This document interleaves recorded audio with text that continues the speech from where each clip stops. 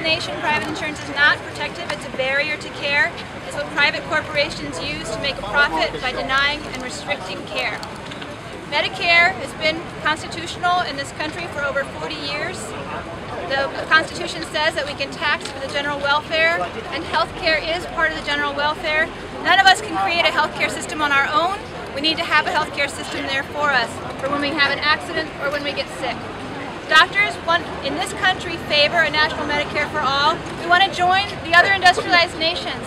We want to be able to take care of every patient that walks in our door and not have to ask them what type of insurance they have and if they have a copay in their pocket. Copays and deductibles are barriers to care. They keep people from getting necessary care. And it doesn't matter what your level of education is. The studies show that when people have to pay out of pocket first for care, no matter what their level of education, they're not capable of determining what's necessary care and what is not necessary care. So people avoid and delay necessary health care and then have serious health outcomes as a result. High blood pressure in this country is growing because people are not able to get routine care to treat it, and as a result, we have people in their 40s who are suffering strokes or starting to have long-term kidney disease. When that happens, we'll cover them with Medicare, but we say we should cover them from the beginning and avoid these types of outcomes and stop squandering our people.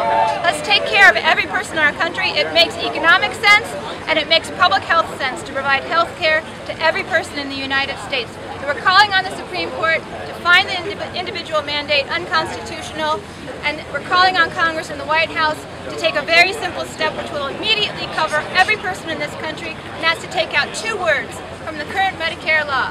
Take out over 65, immediately expand Medicare to every person living in this country, and then let's take the next few years to improve that. Let's make that more comprehensive. Let's take away copays and deductibles from Medicare.